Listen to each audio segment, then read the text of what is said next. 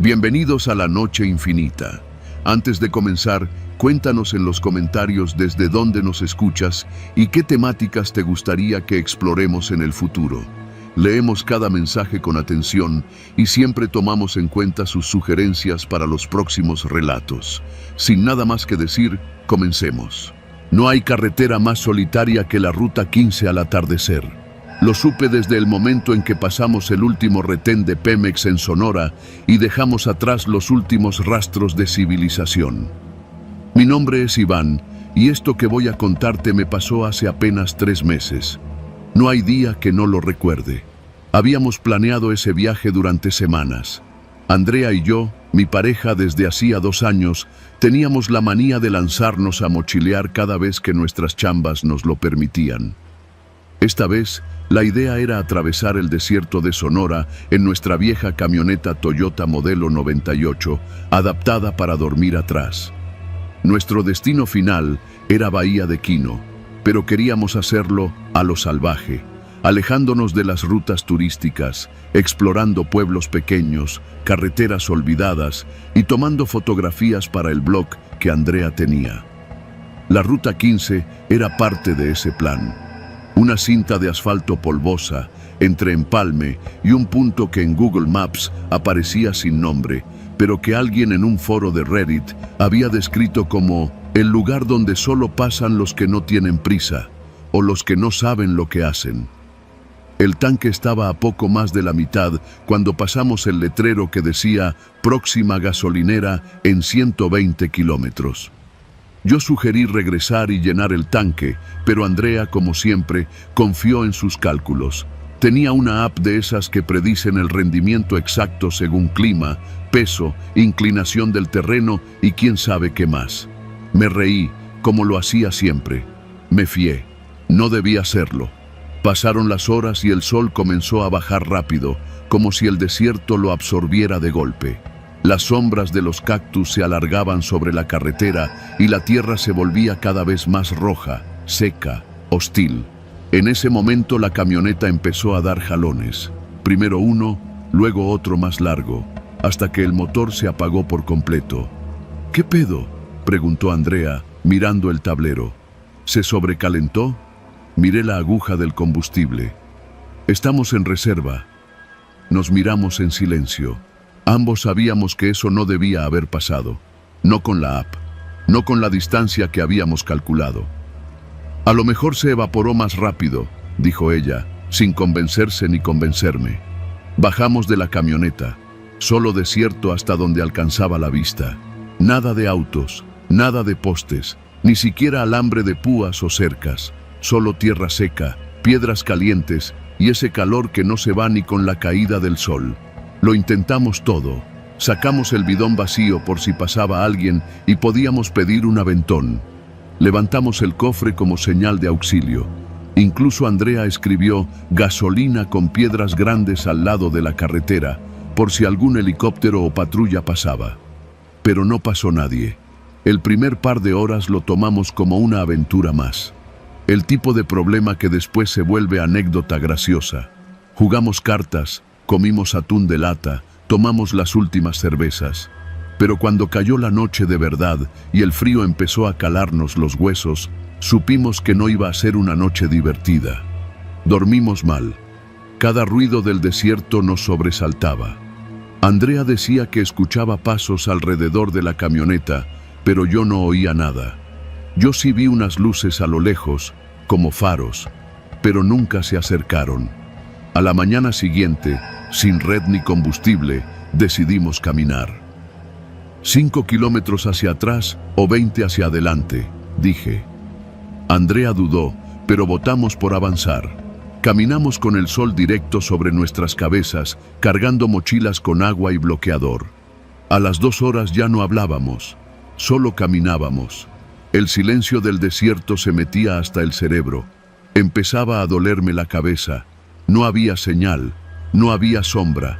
Y de pronto, justo cuando la desesperación se empezaba a instalar, escuchamos un motor. Era un pick-up color negro, grande, de esos que parecen salidos de una película tejana. Frenó a unos metros de nosotros, levantando polvo. El vidrio se bajó lentamente. Un hombre nos observó desde el asiento del piloto. Llevaba sombrero vaquero, lentes oscuros y una sonrisa. «¿Qué hacen caminando por aquí?», preguntó. Su acento no era de por aquí, era más del norte, casi fronterizo, pero sin pertenecer a ningún lado. «Se nos acabó la gasolina», dije, aliviado. «Suban, aquí no es lugar para quedarse». En el camino, tratamos de explicarle dónde habíamos dejado la camioneta, pero él no parecía apurado por llevarnos de vuelta. «Primero vamos a mi rancho», dijo, sin consultar. Andrea me miró, incómoda.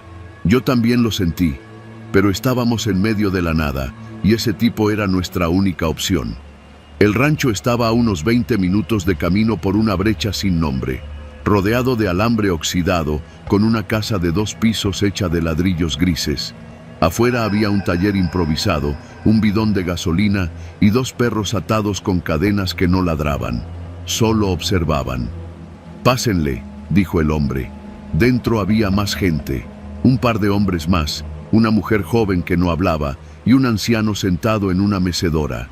Nadie parecía sorprendido de vernos. Nadie preguntó nada.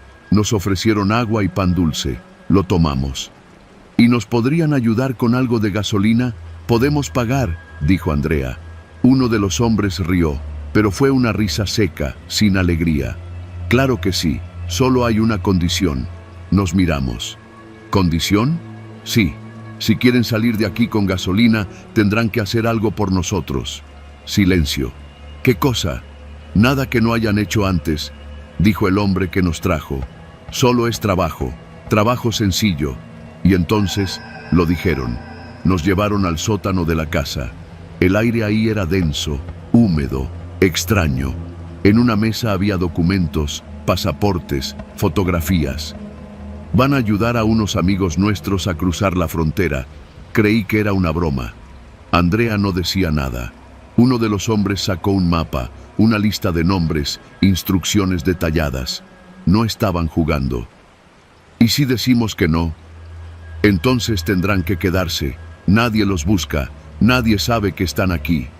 Mi corazón se apretó. Esa noche no dormimos. Andrea lloró en silencio. Yo no pude dejar de pensar en los perros afuera, en las cadenas, en el aire caliente y pesado del sótano. Nos tenían, y lo sabían. Pasaron 2 días. Comimos con ellos. Fingimos cooperación. Hablábamos lo justo. Tomamos notas. Dijimos que entendíamos el plan, que lo haríamos. Solo queríamos irnos. Y al tercer día nos dieron el bidón lleno. El pick-up nos dejó de nuevo junto a nuestra camioneta. Estaba tal como la dejamos. Hasta parecía que nadie la había tocado. Andrea temblaba. Yo no podía dejar de mirar hacia el polvo del horizonte, esperando ver que alguien más nos vigilara. «Recuerden», dijo el hombre antes de subirse a su vehículo, «nos vemos en una semana, en el punto acordado. No fallen». Asentí. Ni siquiera fingí valentía. Cuando por fin encendimos el motor de la camioneta, solo manejé, sin hablar, sin pensar. Manejé hasta que la ruta dejó de ser la ruta 15. Manejé hasta que volvimos a tener señal. Manejé hasta encontrar una estación de policía rural. Andrea me detuvo cuando bajé del coche. «No», dijo, con los ojos llenos de terror. «No vamos a decir nada. Si lo hacemos, nos van a encontrar. Nos vieron, nos fotografiaron, tienen nuestros nombres». Yo quería decir que no podían hacer eso, que había leyes, que había justicia, pero en ese momento recordé el sótano. Y recordé algo que no te conté. Una de las fotos que tenían sobre la mesa era de nosotros.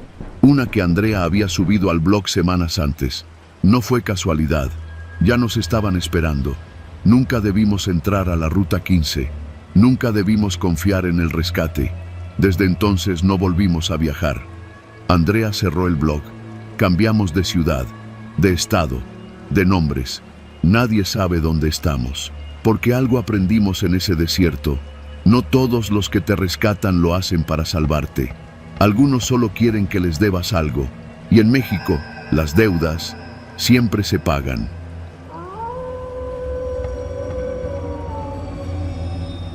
No sé cuántas veces me he arrepentido de aceptar ese viaje.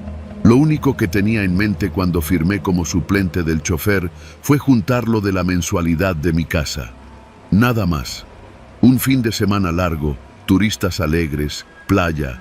¿Qué podía salir mal? La empresa de transporte nos asignó una unidad grande, moderna, con clima y pantallas. Íbamos 46 personas, parejas, familias, un grupo de señoras que parecían ir a una convención, varios estudiantes y un par de gringos que no hablaban ni madre de español. Yo iba como segundo conductor y Javier, el titular, era quien arrancaría el viaje. Salimos un viernes a eso de las 11 de la noche desde la central de autobuses de Coatzacoalcos con rumbo a Campeche. Playa bonita, según el itinerario. Todo derecho por la ruta 180. Nunca llegamos. Las primeras horas fueron normales. El aire acondicionado hacía su trabajo y algunos pasajeros iban dormidos ya, enredados en sus chamarras. Yo me senté en los asientos delanteros, cruzado de brazos, viendo la carretera como si estuviera en una película. Javier llevaba música bajita, un son cubano de esos que acompañan el asfalto de madrugada. Cerca de las 3 de la mañana, mientras cruzábamos un tramo largo y solitario entre Frontera y Sabancuy, notamos algo raro. Primero fueron las luces al fondo. A lo lejos, como si hubiera otro autobús detenido al borde del camino. No nos preocupó, es común que los choferes paren a descansar o a revisar algo. Pero conforme nos acercábamos, notamos que las luces estaban demasiado tenues, como si no fueran faros sino fuegos. Y entonces los vimos. 4 vehículos atravesados en el camino, de lado a lado. Una vieja camioneta de redilas, una Cherokee gris y 2 coches sin placas. No había triángulos, ni señalamientos, ni rastro de un accidente.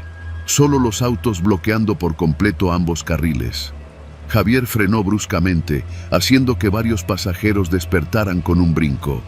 ¿Qué pedo es eso?, pregunté, inclinándome hacia el parabrisas. Antes de que Javier pudiera decir algo, aparecieron. Al menos 6 hombres salieron de entre los arbustos. Uno de ellos llevaba una lámpara de minero, pero los otros estaban armados. Rifles, machetes, lo que fuera. Nos apuntaban. «No mames», solté, y en un segundo Javier echó reversa. Pero apenas avanzamos unos metros hacia atrás, escuchamos los disparos. No contra nosotros todavía, sino al aire. «¡Pa! ¡Pa! ¡Pa!», gritos de «¡Bájense, hijos de la chingada!» y más balazos. El autobús vibró como si el metal mismo se hubiera encogido del miedo. «¡Cierra la puerta! ¡Cierra la puerta!», le gritaban los pasajeros al conductor, pero Javier estaba paralizado. Vi por el retrovisor que algunos hombres se acercaban corriendo desde atrás. No había escapatoria. Javier soltó el volante y se tiró al piso. Entonces hice lo que nadie esperaba. Tomé el control, me lancé al asiento del chofer y metí cambio. Pero ya era tarde. Los disparos reventaron uno de los neumáticos traseros. El autobús perdió estabilidad y terminó quedándose quieto, con el motor rugiendo como si supiera lo que venía. Los hombres nos rodearon, nos bajaron a gritos, uno por uno. Mujeres, niños, todos. No golpearon a nadie, pero la amenaza era clara. Nos formaron junto a la carretera, en fila, como si fuéramos ganado. Yo tenía los dientes apretados, el corazón haciendo eco en las costillas. Vi a una de las señoras santiguarse y a un muchacho abrazar a su novia con una desesperación que no parecía tener edad. Uno de los hombres nos dijo, sin rodeos: «Los que corran se mueren, los que griten también». Luego les prendieron fuego a los vehículos que bloqueaban la carretera. Un espectáculo infernal. Las llamas se alzaron como columnas de humo naranja que se reflejaban en nuestros rostros. No entendíamos qué querían. No nos robaban, no nos golpeaban. Solo nos tenían ahí, mirando cómo ardía todo. Uno de los hombres nos revisaba las mochilas. Tiraba lo que encontraba sin cuidado. A los gringos les gritó algo en español que no entendieron y les dio una patada. Les robó los pasaportes. A un chavo de mochila negra se la arrebató, la vació al piso y luego lo miró de una forma que no voy a olvidar nunca. «¿Esto es tuyo?». «Sí», dijo el chavo temblando. «¿Y este celular de más? ¿De quién es?». Es de mi hermano. Iba a dárselo en Campeche. El hombre le sonrió, pero no una sonrisa de burla, sino de esos gestos vacíos que uno ve en los carniceros cuando están trabajando. Luego lo jaló del brazo y se lo llevó al monte. Nadie hizo nada, nadie podía. Desde ahí, todo se volvió caos. Las llamas se extendieron al pastizal y los árboles más cercanos empezaron a crepitar. Los tipos comenzaron a discutir entre ellos. Uno decía que nos largáramos, otro que no, que esperaran a los otros. Fue en ese momento que entendí, no éramos el objetivo, éramos el obstáculo. Vámonos, le susurré a Javier, que seguía pálido como cal. ¿Y los demás?, preguntó. Si nos quedamos, van a matarnos a todos. Junté a un grupo de 6 personas, entre ellas un señor mayor y una mujer embarazada. Me sabía esa parte de la ruta, por lo menos hasta un viejo entronque a unos 3 kilómetros. No era mucho, pero en la oscuridad y sin señal, era como cruzar el infierno a ciegas. Caminamos en silencio, entre ramas que se quebraban, humo que picaba los ojos y los gritos lejanos de los que aún estaban junto al autobús. No quise mirar atrás.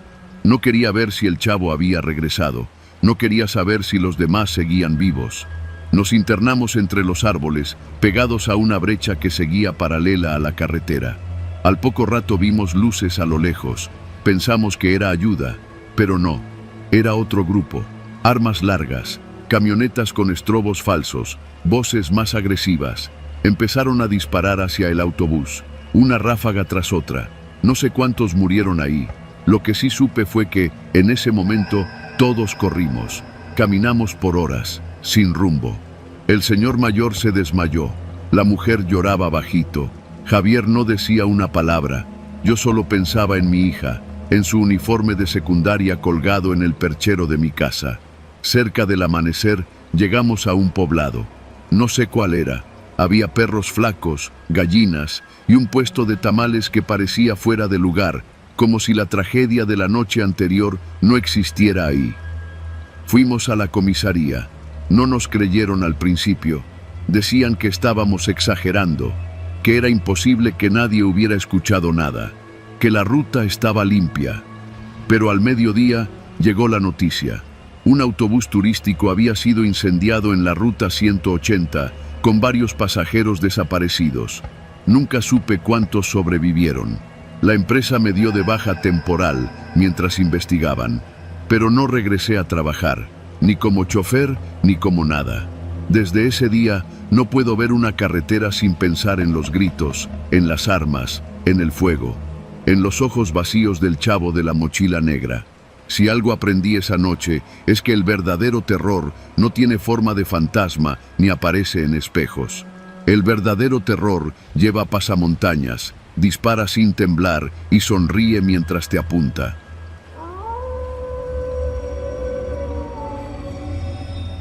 Mi nombre es Alberto.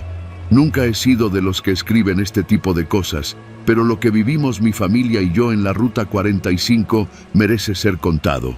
No para provocar miedo por el morbo, sino para que, si alguna vez alguien más se encuentra en una situación parecida, sepa que hay cosas de las que nadie te enseña cómo escapar. Todo comenzó 2 semanas después del sismo que sacudió San Luis Potosí. Aunque la prensa solo mencionó daños menores, las carreteras federales sufrieron más de lo que se dijo. Nosotros íbamos huyendo del caos de la ciudad de León, donde las noticias de saqueos, fallas eléctricas y escasez de agua nos empujaron a tomar la decisión de salir. Mi esposa, mi hija de 8 años y yo llenamos el coche con lo básico y decidimos dirigirnos al rancho de mis suegros en Fresnillo, Zacatecas. Era domingo por la tarde. El tráfico en la carretera estaba extrañamente ligero. Yo iba manejando un Tsuru blanco que apenas aguantaba los empujones del tiempo.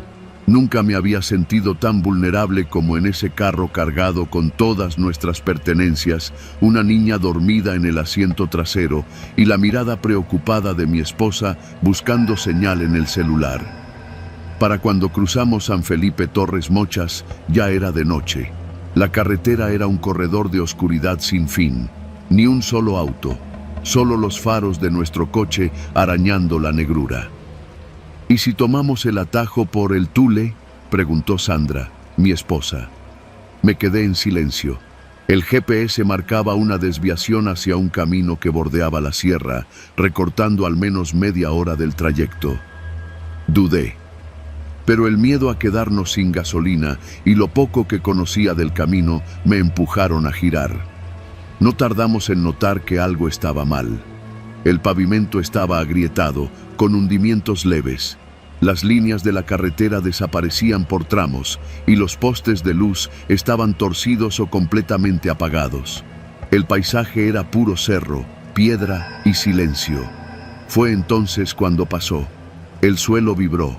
No fue un temblor grande, no lo suficiente como para derribar algo, pero sí lo bastante intenso para que el coche saltara en seco y perdiera el control. Lo siguiente fue un chirrido de neumáticos, los gritos de mi esposa, mi hija despertando llorando, y la caída. No sé cómo, pero el coche se deslizó fuera del camino y rodamos por lo que parecía una pendiente de tierra húmeda, como si el camino mismo se hubiera desplomado por un socavón invisible. El mundo se convirtió en un remolino de vidrios, golpes sordos y oscuridad. Cuando desperté, el coche estaba en el fondo de un cañón.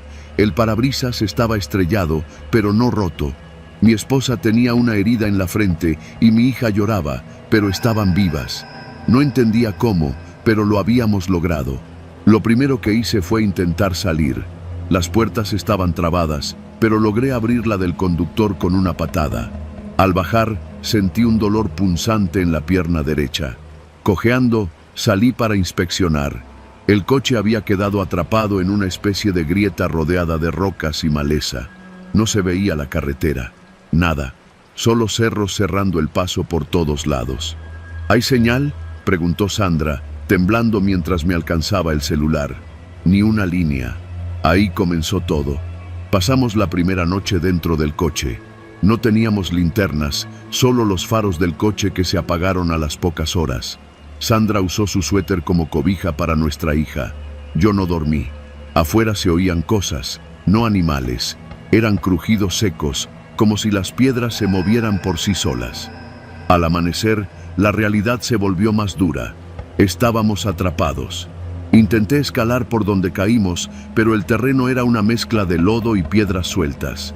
Cada metro que avanzaba me hacía deslizarme 2. No había señal en el teléfono y el GPS solo mostraba una mancha blanca sin ruta definida. Al mediodía, encontramos una mochila de un viejo excursionista. No sabíamos cómo había llegado ahí, pero tenía una cantimplora vacía, un cuchillo oxidado, una linterna sin pilas y un mapa a medio deshacer. Nada útil, pero suficiente para entender que no éramos los primeros en caer ahí. Ese día escuchamos motores. Nos abrazamos, gritamos, pero fue inútil. Era el sonido de algún camión en la carretera, inalcanzable desde el fondo del cañón. Empezamos a racionar el agua. Teníamos solo 3 botellas y algunas latas. La idea era aguantar hasta que alguien nos encontrara. Pero los días pasaron. 1, luego 2. El calor subía durante el día y las noches eran tan frías que se nos entumían los dedos. Lo peor fue al 4.º día. Escuchamos voces. No eran claras. A lo lejos, entre los cerros, se oían risas, una especie de murmullo colectivo, como si alguien contara chistes que no alcanzábamos a entender. Mi hija decía que soñaba con un niño que le hablaba desde el otro lado del arroyo seco. Pensamos que era por la fiebre. El hambre empezó a hacer lo suyo. Sandra deliraba. Yo empecé a tener pensamientos oscuros. Nos turnábamos para mantener la esperanza. Jugábamos con nuestra hija a que estábamos de campamento, que todo era parte de un juego. Pero el 5.º día, todo cambió. Esa madrugada, escuché pasos alrededor del coche. Pensé que por fin había llegado ayuda. Me arrastré fuera del asiento y vi siluetas moviéndose entre los árboles, a contraluz. No traían linternas, no hablaban, solo se movían, observando. Corrí, grité, supliqué. Nadie contestó. Cuando amaneció, noté que las huellas alrededor del coche no eran de botas ni de zapatos. Eran descalzas, grandes, demasiado grandes para una persona normal. El 6.º día decidí intentar escalar de nuevo. Sandra me amarró una cuerda hecha con prendas. Subí lo más que pude y cuando ya no aguantaba, encontré algo que me congeló. Un campamento improvisado. Lonas, latas oxidadas, huesos, no animales, humanos, con marcas de haber sido quebrados a propósito. No me quedé a averiguar más. Bajé como pude y esa noche le dije a Sandra que si alguien no nos encontraba pronto, teníamos que intentar salir a pie. Ella solo asintió, sin hablar. Ya no hablaba mucho. El 7º día nos fuimos. Dejamos el coche con una nota escrita en cartón por si alguien más llegaba. Cargamos a nuestra hija y comenzamos a caminar siguiendo el lecho seco del arroyo. Ese fue el día más largo de mi vida. Pasamos por túneles formados por rocas, zonas de arbustos secos y laderas que parecían tragarnos con cada paso. A lo lejos siempre se oía lo mismo: pasos, murmullos, risas apagadas. No eran animales, no eran humanos, no sé qué eran. Nunca los vimos, pero sabíamos que estaban ahí. Al caer la tarde, vimos una luz.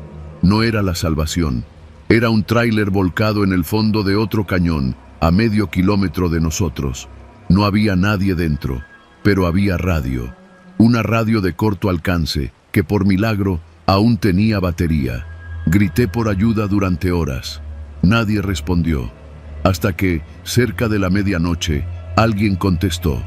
Ruta 45, kilómetro 127. ¿Me copias? Lloré. Nos rescataron al día siguiente. Helicóptero, Cruz Roja. El comandante me dijo que ese tramo había sido clausurado días antes por daños estructurales tras el sismo, pero que seguían llegando reportes de gente perdida. Que éramos los primeros en salir con vida desde ese punto. Nunca preguntaron por los pasos, ni por las voces, ni por las huellas. Solo nos dijeron que tuviéramos suerte de haber sobrevivido.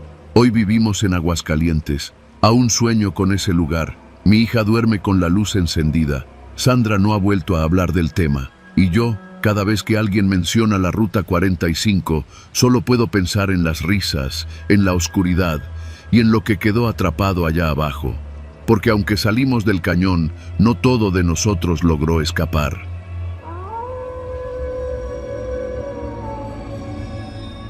Desperté con la lengua seca, la cabeza latiendo y los brazos entumecidos. Tardé varios segundos en entender que no estaba en la cabina de mi tráiler. Me encontraba acostado de lado, con la espalda pegada al metal frío de una pared corrugada. El olor a diésel y metal oxidado era fuerte, como si todo el aire estuviera fermentado. Me costó trabajo abrir bien los ojos por la oscuridad, pero pronto entendí. Estaba en la caja de mi camión, en la parte de carga, atado con cinta industrial. No recordaba cómo había llegado ahí. No recordaba haberme detenido. No recordaba nada desde que salí de San Luis Potosí, antes del amanecer, con destino a una bodega en Cuautitlán. Era una ruta habitual, la misma de cada semana. La misma carretera que conocía de memoria. La Ruta 57. Intenté gritar, pero tenía un trapo amarrado en la boca. Me revolví como pude, intentando soltar las muñecas. La cinta se me había enterrado en la piel. Una sensación punzante me hizo saber que sangraba. Pasaron unos segundos, o minutos. En la oscuridad, el tiempo no tiene sentido.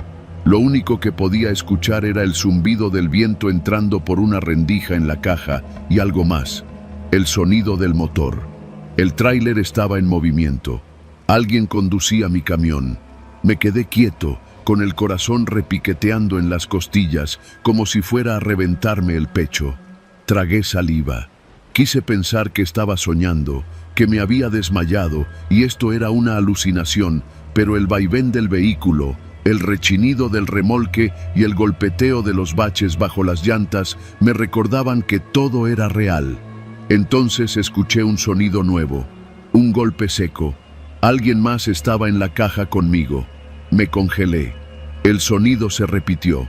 Pasos, suaves, como si alguien descalzo caminara por la caja. No era un animal. Los pasos eran lentos, humanos, y venían hacia mí. La caja no era muy grande, tal vez unos 8 metros de largo, pero en ese momento se sentía infinita. Intenté moverme hacia atrás, pero no tenía a dónde ir. La cinta en los tobillos me dejaba apenas unos centímetros de juego. La figura se detuvo a unos pasos de mí. La oscuridad era total, pero la vibración del piso me dejaba sentir que alguien estaba parado ahí, mirándome. Una mano me tocó la pierna. Fue un toque lento, como si confirmaran que estaba despierto. Luego se alejó. No hubo más ruidos durante lo que pareció una eternidad. Entonces, el camión frenó de golpe. Escuché cómo chirriaban los frenos de aire y cómo el motor bajaba la marcha. El cuerpo se me fue hacia adelante por la inercia. Luego, el silencio. No sabía si eran las 11 de la noche o las 3 de la mañana. Afuera no se escuchaba nada. Ni otros coches, ni el zumbido típico de las luces de carretera. Nada. Escuché cómo se abría la puerta de la cabina. El ruido metálico al cerrarse. Pasos sobre la grava. Alguien bajó del camión. Mi corazón golpeaba con fuerza. El miedo no venía como un pico, sino como un mar, lento, implacable, empapándome hasta el hueso. No sabía si gritar o quedarme quieto. No sabía si rezar o maldecir. Entonces las puertas traseras de la caja se abrieron. Una ráfaga de aire frío entró, junto con un resplandor débil. La luz de un foco de sodio, solitario, como esos que hay en las gasolineras abandonadas. Desde el suelo, apenas pude distinguir una figura alta, con gorra, subiendo al camión. Entró sin prisa. Se agachó frente a mí. Por primera vez vi su rostro. Un tipo de unos 40 y tantos, cara afilada, con la barba crecida. Tenía los ojos rojos, como si no hubiera dormido en días. Me quitó el trapo de la boca. ¿Quién eres?, le pregunté, la voz quebrada. No respondió. Sacó una navaja del cinturón. Pensé que me iba a cortar el cuello. Me preparé. Cerré los ojos, pero lo que hizo fue cortar la cinta de mis piernas, luego las de las muñecas. No dijo nada. Me quedé tirado, sin moverme. El cuerpo me temblaba. ¿Dónde estamos? Kilómetro 123, dijo. ¿De qué parte? De la ruta, entre Huichapan y San Juan del Río. Ya vamos a llegar. ¿Vamos? No respondió. Bajó de la caja y me dejó ahí, con la cinta aún colgando de las muñecas. No tenía idea de lo que pasaba. Me incorporé con dificultad. Salí tambaleándome hacia la orilla de la caja y desde ahí vi el entorno. Una estación de descanso abandonada. El letrero oxidado decía Parador El Tecuán. Había 2 bombas de gasolina cubiertas de grafiti, una tienda vacía con los vidrios rotos y basura por todas partes. La carretera estaba oscura, ni un coche en kilómetros. El hombre estaba parado al lado del camión, fumando. Me bajé como pude. Mis piernas apenas me sostenían. ¿Por qué me amarraste? No fui yo. ¿Quién fue entonces? Tú. ¿Cómo que yo? Se me quedó viendo. No había burla en sus ojos, solo cansancio. ¿No te acuerdas?, dijo. Me recogiste cerca de Matehuala. Me dijiste que querías compañía para no dormirte. Íbamos platicando bien, todo tranquilo, pero de pronto te pusiste raro. Te callaste. Luego paraste en seco en medio de la carretera. Te bajaste sin decir nada, diste la vuelta al tráiler y me apuntaste con una pistola. Me quedé sin palabras. No supe qué hacer. Me bajé del camión con las manos en alto. Tú estabas, no sé, como ido. Me dijiste que alguien nos venía siguiendo, que había un hombre escondido en la caja. Empezaste a gritar que lo oías reírse, que lo ibas a matar. Me pediste que te amarrara y después entraste a la caja, te encerraste y me dejaste el camión prendido. Estás loco. Tú me lo pediste. Negué con la cabeza. Todo sonaba como una maldita pesadilla. ¿Y por qué no te fuiste? Pensé que estabas drogado o enfermo, pero entonces también lo escuché, el hombre en la caja. Mi estómago se revolvió. ¿Lo viste? No. ¿Y tú no me hiciste nada? ¿Cómo te iba a hacer algo si tú me encerraste? Me acerqué al camión. La puerta del copiloto estaba abierta. Subí con precaución. Las llaves estaban puestas. El tablero encendido. El motor vibraba suave, en neutral. El volante tenía manchas de sangre. Revisé el asiento trasero, el respaldo. Nada. Hasta ese momento no me había dado cuenta, pero me dolía la cabeza de forma extraña, como si algo me hubiera golpeado. Me palpé la nuca, tenía un chichón y rastros de sangre seca detrás de la oreja. Entonces algo me vino a la memoria, una risa chillona, y la sensación de estar observado desde la caja. Bajé de la cabina. El tipo me miraba, esperando. ¿Tú quién eres? Me llamo Fidel, y si me crees, deberías bajarte de este camión. ¿Qué dices? Este camión no está solo. Me reí. No supe por qué. Tal vez por el miedo. ¿Y qué quieres que haga? ¿Que lo deje aquí? No, pero no sigas la ruta. ¿Entonces qué? ¿Abandono la carga? La carga ya no importa. Miré hacia la caja. Estaba abierta aún. Vacía. ¿Siempre estuvo vacía? Fidel caminó hacia la cabina del copiloto. Te dejo mi número, dijo, sacando un pedazo de cartón del tablero. Si algo más te pasa, llámame. Pero si de verdad no recuerdas nada, entonces te digo una cosa, chofer. No era yo quien te estaba siguiendo. Subió a una motocicleta desvencijada que estaba junto a las bombas. Encendió el motor y se alejó sin despedirse, tragado por la oscuridad de la carretera. Me quedé parado junto al tráiler por un largo rato, solo. El silencio me pesaba en los oídos. Subí de nuevo a la cabina, prendí el aire, revisé los espejos. Arranqué despacio. Mientras el camión se incorporaba de nuevo a la ruta, noté que el tanque estaba casi lleno, como si alguien lo hubiera cargado por mí. Pero yo no recordaba nada de eso, ni pararme, ni abrir la caja, ni bajarme. Solo recordaba la risa. Manejé los siguientes 30 kilómetros con las luces altas y los seguros puestos. No volví a ver a nadie más en la carretera hasta llegar a Querétaro, donde me detuve en una gasolinera de Pemex. El despachador, un joven flaco, me miró con extrañeza cuando bajé. ¿Todo bien, jefe?, preguntó. ¿Por qué lo dices? Su camión llegó con las luces apagadas. Me giré de golpe. Miré el tablero. Las luces estaban encendidas. Debe haber sido un error del sensor, le dije, pero ni yo me creí. Esa noche no dormí. Llamé al número del cartón. No existía. Me dijeron que no estaba asignado. Desde entonces, dejé de tomar la ruta 57 de noche. Y no, nunca volví a ver a Fidel. Pero a veces, cuando paso por el kilómetro 123, justo al llegar al viejo parador El Tecuán, escucho un sonido que me congela las manos sobre el volante. Pasos lentos, descalzos, dentro de la caja.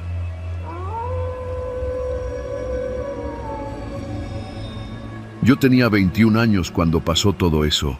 Era el más joven del grupo, el más pendejo también, si me preguntas hoy. A esa edad crees que eres inmortal arriba de una moto, sobre todo cuando andas con amigos que se sienten igual. Éramos 5, el Chino, Luis, el Polo, Ernesto y yo, Alan. Teníamos motos medianas, ninguna de lujo, pero lo suficiente para andar de noche por las brechas sin ley y sentirnos dueños del mundo. Esa noche tomamos la Ruta 5, allá por los límites entre San Pedro Cholula y Huejotzingo, en Puebla. Una carretera angosta, secundaria, con tramos de terracería y una oscuridad que tragaba la luz de los faros como si nada. El Chino propuso ir por ahí porque, según él, era un atajo para llegar a una fiesta en Santa Ana. No sé por qué aceptamos. Bueno, sí sé, porque no queríamos parecer maricas. Salimos como a las 9:30, con las chamarras gruesas, mochilas con chelas y un par de luces LED en los cascos. Todo iba bien al principio. Risas, rolas a todo volumen desde el bocinón del Chino y la clásica competencia por quién llegaba primero a las curvas. Pero al cruzar una zona despoblada, llena de maizales secos y sin señal en el celular, todo cambió. No fue un ruido, no fue una curva, fue una piedra, o algo que parecía una piedra. El Polo iba adelante y fue el primero en caer. Su moto se levantó del suelo y giró como trompo. Cayó sobre su pierna. Escuchamos su grito y frenamos todos. Las luces se mezclaron, alguien chilló la llanta y se escuchó cómo su pierna crujía al doblarse con la moto encima. Corrimos hacia él. Yo fui el primero que llegó. Tenía el casco puesto, pero estaba llorando. Llorando de verdad, como niño. No me puedo mover, decía, y todos lo rodeamos. Ernesto trató de moverle la moto, pero estaba atorada entre las piedras del camino y el cuerpo del Polo. No podíamos levantarla sin ayuda. Luis dijo que fuéramos por ayuda, pero ahí fue cuando sucedió lo raro. El chino, que estaba mirando al camino por donde habíamos venido, alzó la mano como si nos estuviera mandando callar. Lo vi fruncir el ceño. Luego dijo, bajito, cállense. ¿Ya escucharon eso? Todos lo hicimos. Silencio. Solo el grito apagado del Polo, más bajito ya, aguantando el dolor. Entonces lo escuchamos. Pasos, lentos, rítmicos, de alguien caminando sobre grava, en la oscuridad absoluta del camino que acabábamos de recorrer. ¿Será alguien que viene?, pregunté, pero mi voz sonó floja. ¿Quién chingados va a andar caminando por aquí a estas horas?, respondió Ernesto. Nadie dijo nada. Todos mirábamos hacia el tramo de carretera vacío, hacia la línea negra por donde veníamos, donde ya ni la luna alcanzaba a iluminar. El sonido de los pasos seguía, y entonces los vimos. No eran muchas luces, solo dos, tenues, como si alguien viniera bajando una pendiente con lámparas viejas. Pero el problema es que no había ninguna bajada. Era camino recto, plano. ¿Qué hacemos?, dijo Luis. Su voz ya no sonaba tranquila. No vamos a quedarnos, dijo el chino. Agarren las motos, hay que ir por ayuda. Lo dejamos aquí y volvemos por él. ¿Estás pendejo?, le grité. No podemos dejarlo. Si nos quedamos todos, valemos madre todos, respondió. Yo me largo. Y lo hizo. Encendió su moto y arrancó. El motor rugió, y en menos de 5 segundos ya lo habíamos perdido en la negrura. Luis fue el siguiente, luego Ernesto, y, sin decirme nada, me dejaron solo con el Polo. Yo me quedé mirando esas luces que venían más cerca. Alan, no me dejes solo, por favor, me dijo el Polo. Tenía la cara blanca, no por el dolor, por el miedo. Yo también lo sentía. Era una especie de cosa espesa que no me dejaba pensar bien. Sabía que debía ayudarlo, mover la moto, cargarlo, algo. Pero los pasos ya estaban a unos 30 metros. Y juro por mi madre que no se escuchaba solo uno.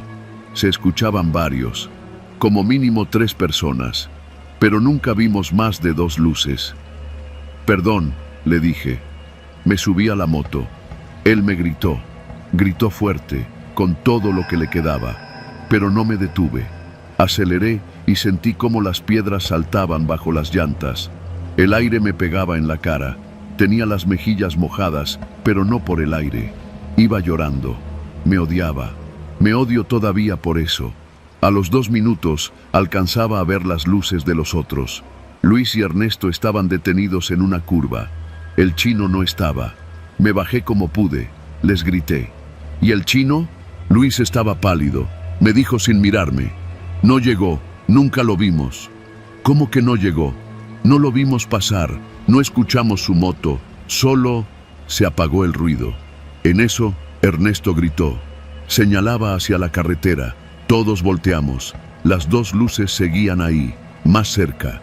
Luis sacó su celular. Lo levantó para buscar señal. Nada. Ernesto intentó marcar. Nada. Ni WhatsApp, ni llamada, ni nada. ¿No son policías, verdad?, pregunté. Luis negó con la cabeza. No caminan como policías. Nos quedamos unos segundos sin movernos. Las luces se detuvieron, justo en medio del camino, como si nos estuvieran observando. ¿Nos vieron?, susurré. Y entonces pasó. Una de las luces se apagó. No se desvió. No se fue. Solo desapareció. En un segundo. Luis retrocedió. Ernesto también. Yo no podía moverme. La segunda luz se movió. No caminando. Se deslizó. Como si la cargaran en el aire. Luis no lo pensó más. Se subió a su moto y salió disparado. Ernesto lo siguió. Yo me quedé un segundo más, viendo cómo esa luz se acercaba, flotando a ras del suelo.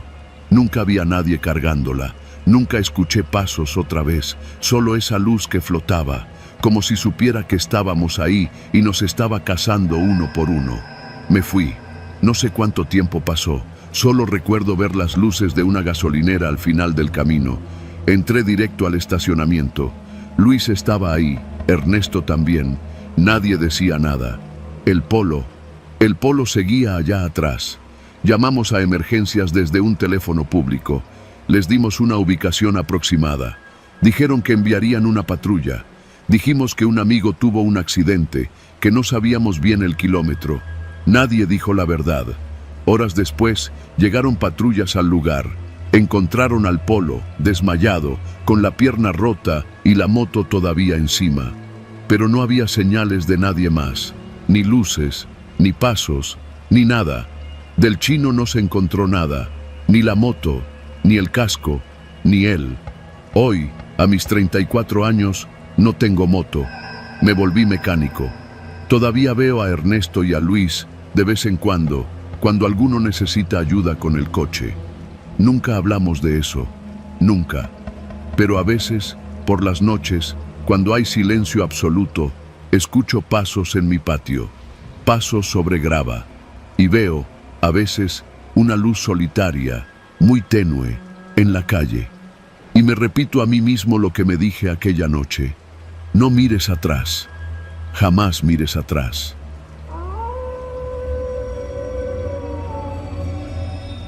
Me llamo Rebeca Guzmán. Tengo 38 años, soy médica general y trabajo en una clínica del IMSS en Ciudad Altamirano, Guerrero. Vivo en Toluca. Suena a locura, lo sé, pero desde hace un año hago ese trayecto cada semana. Bajo los domingos por la noche y regreso los viernes por la tarde, o eso intento.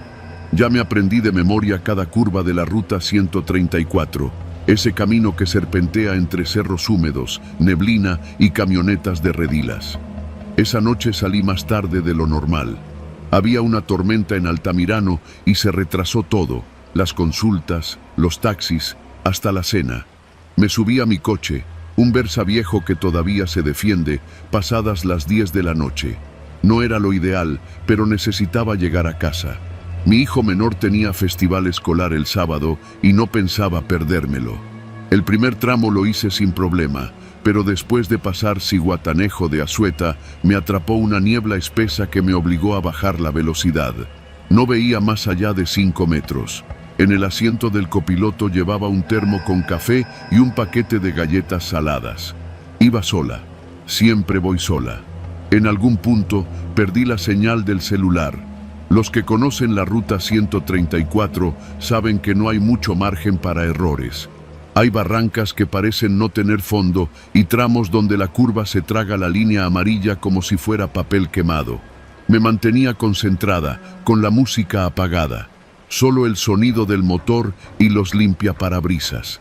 Faltando unos 15 kilómetros para el Salitre, el coche comenzó a dar jalones. Pensé que era el filtro de gasolina otra vez. Le metí primera, después segunda y nada. Se apagó. Me orillé como pude en un espacio diminuto al lado de la carretera. Era imposible ver si había alguna pendiente, pero no quería arriesgarme a que otro auto me embistiera. Encendí las luces intermitentes y bajé a revisar. Lo primero que noté fue el olor. No era aceite ni combustible, sino algo metálico, rancio. Me agaché y vi un pequeño charco debajo del motor. No soy experta, pero algo se había roto.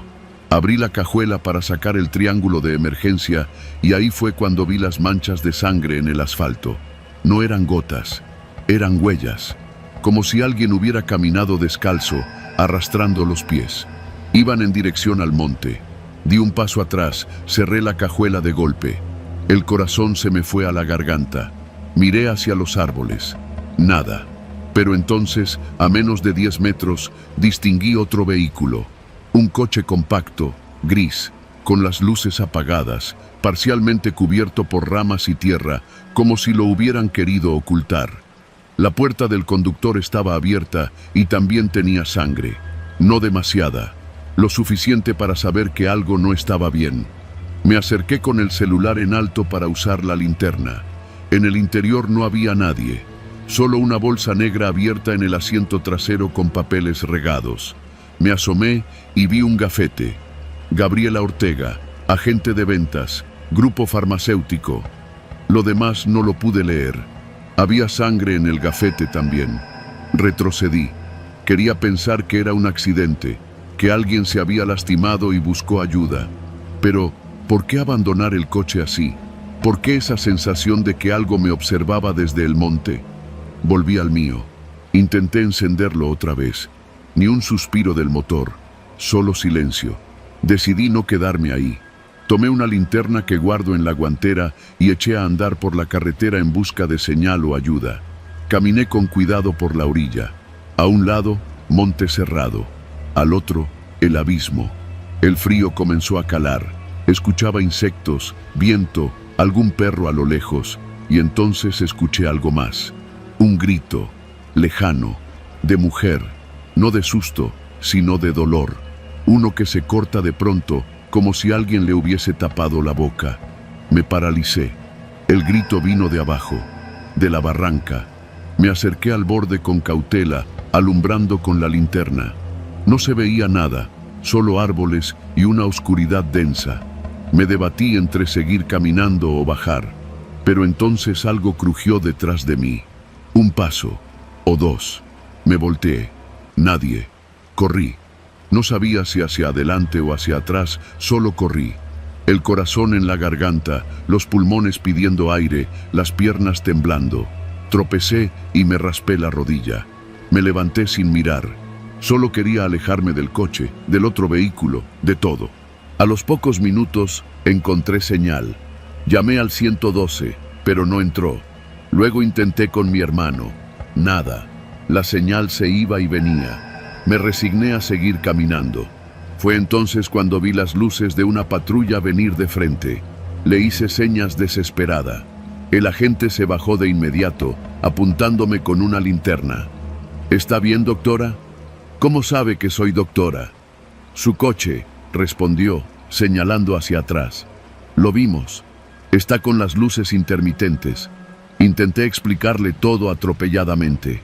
El auto gris, las manchas, el gafete, el grito. Me escuchó con atención, pero sin mostrar expresión. Lléveme a la comandancia. Llamen a la guardia. Hay alguien allá abajo, insistí.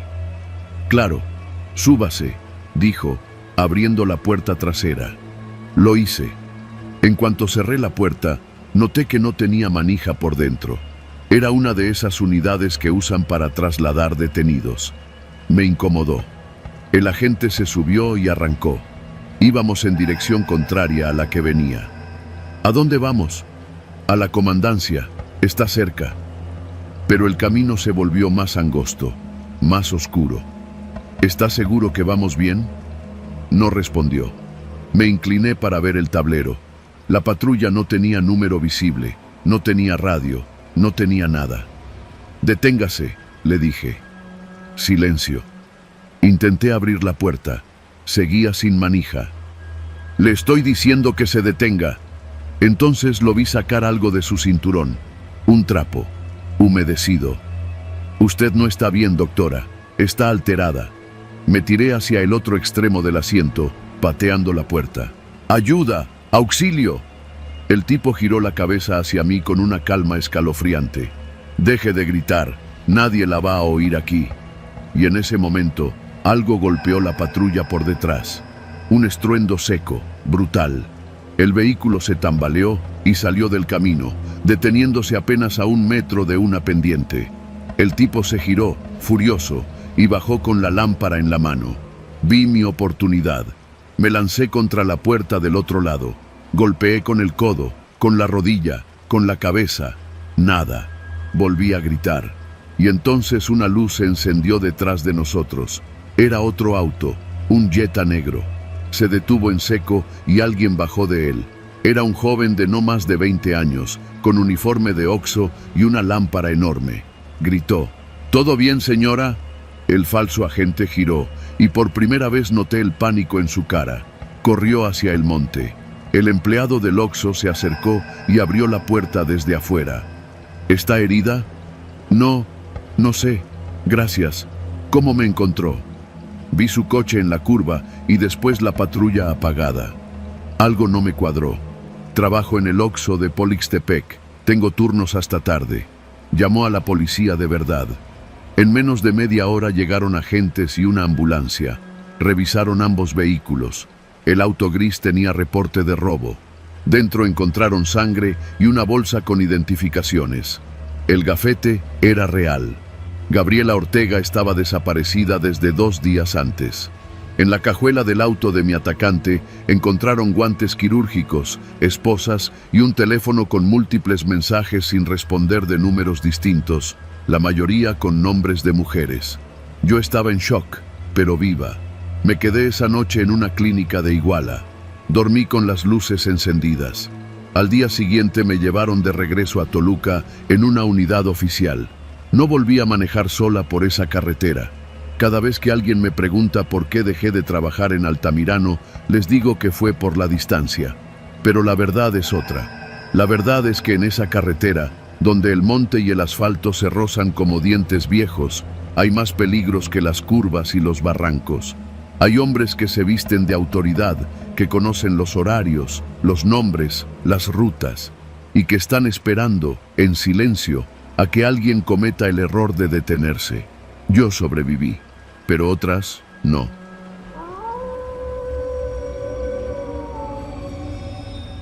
No sé por qué me aferré tanto a la idea del viaje auténtico. Supongo que quería sentir algo más allá de lo cómodo. Había leído sobre la Ruta 190, una carretera que serpentea entre montañas, pueblos polvorientos y valles que parecen detenidos en el tiempo.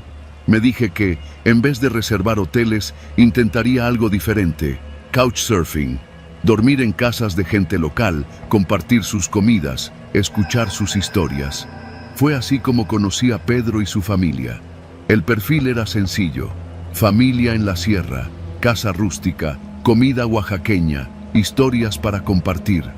Las fotos mostraban una construcción de adobe con tejas rojas, una hamaca entre árboles secos, una mujer mayor sonriendo con un comal en las manos. Me atrajo de inmediato. Les escribí. Me respondieron en pocas horas. Estás invitado. Aquí siempre hay lugar para uno más, decía el mensaje, firmado simplemente Pedro. Salí de Oaxaca una mañana fresca. Llevaba mi mochila con ropa ligera, una libreta para notas y el teléfono con el mapa descargado. Después de varias horas de curvas, baches y calor sofocante, llegué a un entronque sin señalización. Según el mapa, debía tomar un camino de terracería hacia un pueblo llamado San Pedro Nduayaco. Nunca lo había escuchado. Una hora más tarde, con las piernas entumidas y el estómago vacío, llegué. No era un pueblo, era más bien un conjunto de casas diseminadas sobre una loma, sin tiendas, sin tráfico, sin escuela visible. Todo parecía detenido. Una mujer delgada, con el rostro curtido por el sol, me esperaba frente a una casa de adobe. Tenía una expresión neutra, casi ausente. ¿Pedro?, pregunté bajando la mochila. Mi hijo, ahorita baja del cerro. Pasa. La casa era oscura, con muebles de madera rústica, un altar lleno de veladoras apagadas y un penetrante olor a maíz fermentado. Me ofreció una silla, un vaso con agua de panela y un silencio que pesaba. Afuera, niños jugaban sin hablar. Solo se escuchaba el zumbido de los insectos y a lo lejos un tambor suave, casi imperceptible. Pedro llegó cuando caía la tarde. Era más joven de lo que imaginaba, quizás unos 25 años. Moreno, huesudo, con una voz tranquila pero firme. ¿Vienes de la ciudad?, me preguntó, sin presentarse. De Oaxaca. Ando viajando, buscando conocer más allá de lo turístico. Pedro asintió. No dijo nada más. Esa noche cenamos frijoles con tortilla, queso fresco y café negro. Nadie hablaba durante la comida. Cada quien masticaba mirando al plato. Cuando intenté romper el silencio con alguna anécdota, Pedro me miró fijo y dijo: Aquí no se habla en la mesa. Dormí en un catre junto a la cocina. No había ventanas, solo un hueco en la pared por donde entraba el viento del cerro. Durante la madrugada me despertaron unos murmullos. No eran voces normales. Era como un rezo repetido en voz baja, en otro idioma. Me acerqué a la rendija. Vi sombras, figuras moviéndose en el patio, todas en círculo. Mujeres, niños, incluso ancianos, todos con los ojos cerrados. Pedro, en el centro, hablaba en ese idioma seco, gutural, como si invocara algo. Volví a la cama. Intenté dormir. No pude. Al amanecer, la casa estaba vacía. Salí al patio. Había rastros de ceniza formando un círculo negro en la tierra. Pedro apareció cargando leña. ¿Descansaste? Sí, mentí. Hoy toca ceremonia. No salgas del patio, dijo sin mirarme. Intenté preguntarle más, pero me ignoró. La madre preparaba una especie de bebida espesa con maíz morado y algo que parecía ramas secas. Le pregunté qué era. No respondió. El resto del día nadie volvió a hablarme, ni los niños. Caminaban descalzos por los senderos sin gritar, sin reír. Solo existían, como si obedecieran algo invisible. Esa noche me encerraron, literalmente. Cuando intenté salir a estirar las piernas, la puerta estaba cerrada con una tranca por fuera. Golpeé, llamé a Pedro. Nadie respondió. A través de la rendija, vi que se reunían otra vez en el patio. Esta vez llevaban algo en las manos, velas encendidas. Pedro sostenía una figura de barro con una cara lisa, sin rasgos. Todos lo miraban con devoción. Los cánticos empezaron de nuevo. Da Anushina, repetían. Vi algo que me heló la sangre. Al fondo del círculo había otra figura, idéntica a mí. Mis botas, mi mochila, mi chamarra. Una figura inerte, pero con mi silueta exacta. La estaban presentando. Pedro la roció con esa bebida morada y todos se inclinaron. No podía respirar. Comencé a golpear la puerta gritando. Nadie me escuchaba. O peor, me escuchaban, pero no les importaba. Me escondí debajo del catre. Esperé horas. Los cánticos cesaron. Alguien desatrancó la puerta. No salí. Escuché pasos dentro de la casa. Alguien se sentó junto a mi catre. Era Pedro. No debiste ver eso. Su voz era serena, más aterradora que si hubiera gritado. Mañana te vas, nadie te hará daño, pero aquí no vuelves a hablar de lo que viste. Nunca. No respondí. No podía. Amaneció. Pedro me dio una bolsa con pan y un poco de queso. Caminé sin mirar atrás. No pedí explicaciones. Llegué a la carretera tras horas de andar entre veredas y piedras. Cuando volví a tener señal, busqué San Pedro Anduayaco. No había rastro de ese pueblo, ninguna foto, ningún dato. Publiqué en el grupo de Couchsurfing que ya no estaría disponible para recibir ni buscar hospedaje, y nunca más dormí en casa ajena.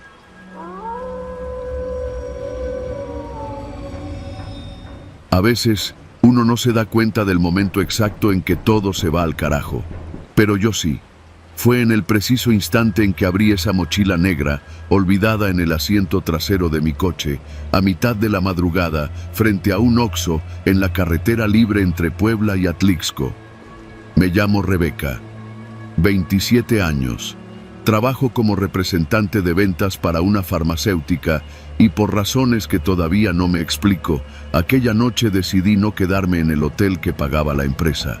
Preferí manejar de regreso a casa. No era tan tarde, aún no daban las 11 y yo me sentía despierta, acelerada.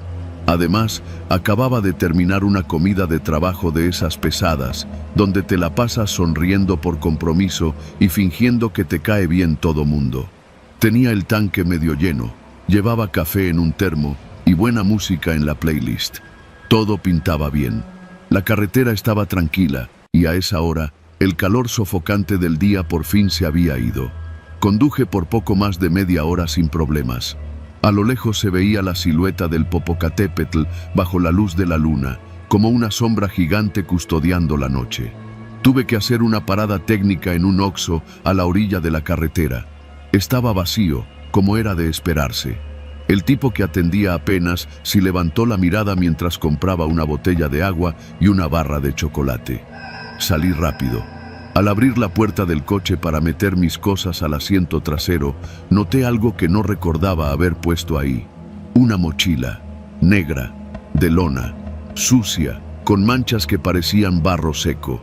Al principio pensé que era de mi papá. A veces me prestaba su auto cuando el mío estaba en el taller. Pero esa noche yo conducía mi coche, no el suyo. Me quedé congelada por un segundo.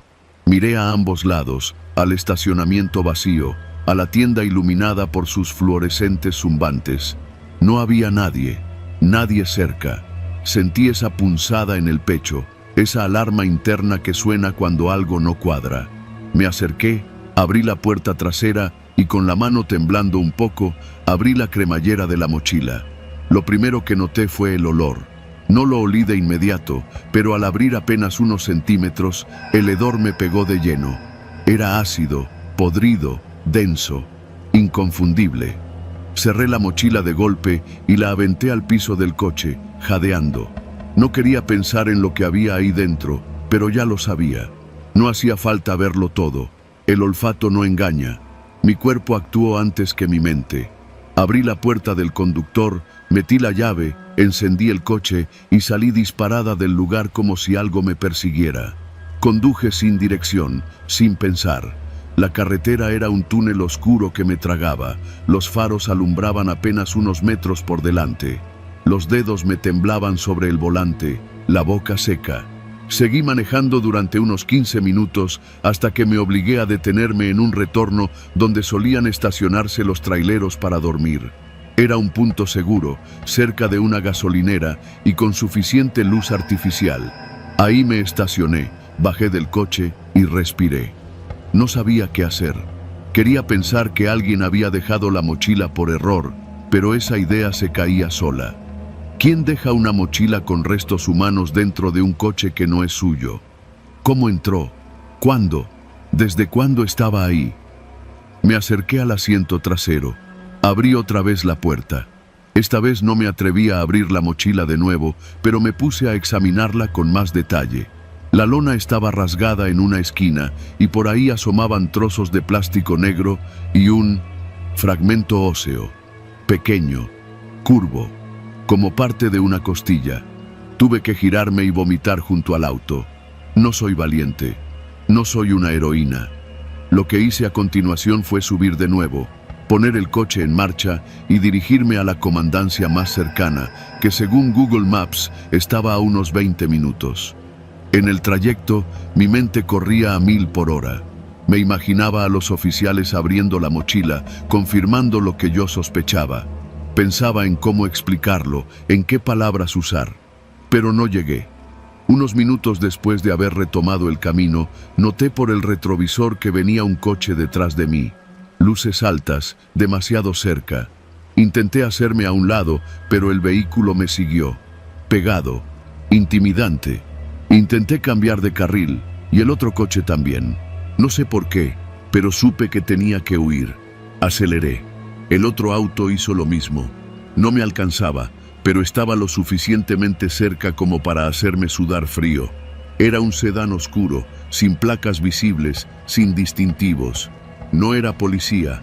Doblé en una desviación sin pensar, una de esas calles rurales de terracería rodeada de campos. El coche me siguió. Las luces me quemaban la espalda. Manejé como nunca antes. Las llantas rechinaban sobre la grava suelta, el polvo me nublaba la vista. Por suerte, conocía la zona. Había pasado por ahí varias veces en mis visitas de trabajo. Tomé otra desviación, esta vez aún más estrecha, casi una brecha. Lo suficiente para perderlo, pensé. Me metí, apagué las luces y el motor, y esperé. El otro coche pasó de largo. Me quedé en silencio. No me atreví a respirar. Después de varios minutos, volví a encender el coche y tomé otra ruta hacia el centro de Atlixco. Ahí sí me dirigí directo a una estación de policía. Me estacioné frente a la entrada. El oficial de guardia salió a mi encuentro. ¿Todo bien, señorita? Hay una mochila en mi coche. Creo que tiene restos humanos. El silencio que siguió fue el más largo de mi vida. Me hicieron esperar mientras llegaba el Ministerio Público. Tomaron fotos, aseguraron el vehículo, me llevaron a una sala para tomar mi declaración. Ahí volví a contar la historia. El Oxxo, la mochila, la persecución. Nadie dijo mucho. Solo asentían, tomaban nota, grababan. 2 horas después, me enteré de lo esencial. La mochila contenía restos humanos, efectivamente. Fragmentos de huesos, cabello, un diente. Lo suficiente para confirmar que se trataba de una persona, aunque aún no identificada. Lo que me dijeron después me dejó aún más helada. No es la primera mochila que aparece, dijo uno de los agentes, un tipo de mirada cansada. Hemos encontrado otras, en otros coches, algunos tirados, otros en estacionamientos de tiendas, todos con restos. ¿Cómo que no es la primera? Creemos que están usándolo para transportar restos sin dejar rastro. Nadie revisa un coche estacionado. A veces los dejan en autos abiertos. Otras se meten cuando ven que la dueña o el dueño está distraído. No pude dormir por días. A las 2 semanas me llamaron para decirme que habían detenido a una pareja sospechosa. Tenían videos de seguridad de un estacionamiento en Puebla, donde se veía a un hombre forzando la puerta trasera de mi coche. Coincidía con la hora en la que yo estaba comiendo con el cliente. Nunca me di cuenta. Nunca lo escuché. La mochila fue puesta ahí a propósito. Yo fui solo un medio. Nunca me enteré de la identidad de la víctima. Tampoco quise saberlo. Solo sé que desde esa noche dejé de confiar en la rutina, en la seguridad de lo cotidiano. Aprendí que basta un segundo, un descuido, para que alguien convierta tu coche en un vehículo de muerte. Y que el miedo, el verdadero, no se siente con fantasmas ni leyendas. Se siente cuando entiendes que estuviste muy cerca de convertirte en otra historia más, una que quizás nadie habría contado.